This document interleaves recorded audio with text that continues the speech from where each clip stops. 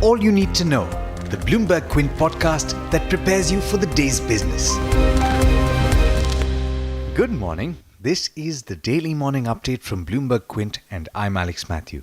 Today is the 14th of May. If you're an equity investor, it's a good idea to brace for the next few sessions, particularly today. There's going to be a good deal of volatility. Equities in Asia are off to a weak start with all three early rises in the red. The Nikkei in Japan was trading with cuts of 1.5% last I checked.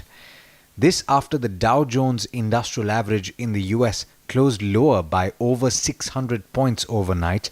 The S&P 500 declined by 2.4%, while the Nasdaq ended down 3.4%. The sell-off in equities and commodities was accompanied by a spike in US Treasuries and Japanese yen as investors fled to safe haven assets. Most of this occurred after China announced that it will increase tariffs imposed on about $60 billion of US goods in retaliation to President Donald Trump's latest escalation of the trade war. The tariffs will take effect on the 1st of June, according to a statement from the Chinese Ministry of Finance's website yesterday. The retaliatory tariffs by China will effectively double the rate of tax on over 4,500 US goods. In case you missed it, the move by China follows the Trump administration announcement last week of an extra 25% tariff on thousands of Chinese products worth about $200 billion. In fact, the US is set to release a plan to levy a 25% additional tariff on all remaining imports from China. Foreign institutional investors could continue selling Indian equities today as well, as they have done for most of the month. They net sold another 1,000 crore rupees worth of equity in yesterday's session. For the month so far, they have now net sold equity worth over 5,000 crore rupees. In fact, the rupee fell on Monday by 61 paise to close at a nearly 2.5-month low of 70.52 against the US dollar due to persistent foreign fund outflows. In news on the economy, retail inflation accelerated to 2.92% in April, a 6-month high, as food prices rose from unusually low levels. However, core inflation fell, reflecting subdued demand conditions in the economy. The CPI reading in April is a slight uptick from the one in March, which had stood at 2.86%. In other news, HDFC Asset Management Company has received 2 show-cause notices from the Securities Exchange Board of India for delaying repayment to fixed maturity plan investors. The notices have been issued in relation to the investments of fixed maturity plans of HDFC Mutual Fund in debt instruments of the SL Group. For more details on that story and how you should approach fixed maturity plans, do look up the website bloombergquint.com. Now, shares of Sun Pharma plummeted to their lowest since November 2012 in yesterday's session. The stock had in fact tumbled as much as 21.3% intraday, its biggest drop since July 1997, before it closed around 9.1% lower at 398 on the BSE. The reason for the sudden crash was not forthcoming, leading to speculation that it may be a case of fat finger. Rating agency CRISIL has downgraded Dewan Housing Finance Corporation's commercial papers for the third time as the housing financier continues to grapple with liquidity concerns.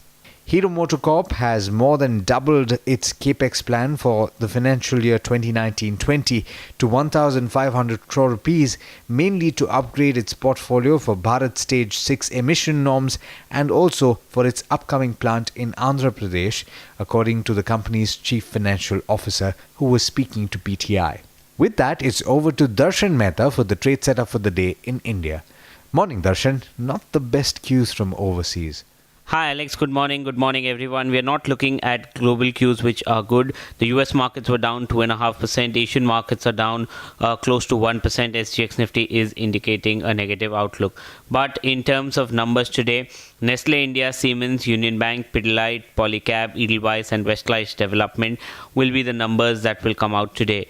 In terms of earnings after market hours, Vodafone Idea came out with numbers which were in line with estimates. Revenues were flat. Net loss actually reduced from a 5,000 crore to a 4,800 crore, but there was still an exceptional loss. EBITDA was up 57%, margins coming in at 15% versus 10%, ARPU's up 16%. SRF slightly weak set of numbers, even though revenues were up 28%, profit up 50%, and EBITDA up 43%. They came in slightly below what the street was anticipating. In terms of other numbers, in terms of strong numbers, Godrej Industries, Honeywell Automation, Andhra Bank and MRPL came out with strong numbers.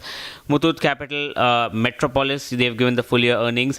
Capacite India and Shemaru came out with stable set of numbers, while weak numbers were reported from Karnataka Bank, CCL Products and Pioneer Distilleries. In terms of other stocks, Shankara Building has decided to partially sell assets worth 70 crores from its Hyderabad arm to APL Apollo Tubes. SRF signs definitive agreement to sell its engineering plastic business to DSM India for 320 crores. CRISIL downgrades DHFL's 850 crore commercial paper from A3 plus to A4 plus. The downgrade is due to the company's liquidity level falling to 2775 crore on April 30th, and the credit rating continues to be on watch with negative implication.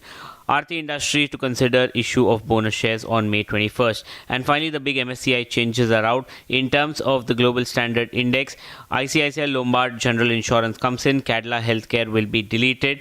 Morgan Stanley estimates indicate an inflow of $115 million for ICICI Lombard and an outflow of $62 million for Cadila Healthcare. But there's much more you need to know before trade actually starts. For that, log on to our website bloombergquint.com and click on the All You Need to Know tab, and you will be prepared for morning trade. Thanks, Darshan. Well, that's all we have for you on this podcast, but there's a lot more on the website bloombergquint.com, so do check it out. This is Alex Matthews signing off. Have a lovely day. I hope you enjoyed listening to All You Need to Know. Did you know that you can listen to the show on the IVM Podcast app? On the IVM Podcast app, along with this, we have a number of other shows which you think you'll enjoy. Listen to Cyrus Says with Cyrus Brocha as the host. Listen to Paisa Vaisa with Anupam Gupta. The Scene and the Unseen with Amit Verma, or Shunya One hosted by Shiladitya Mukhopadhyay and myself. Check out the IVM Podcast app to get more talk content that you will enjoy.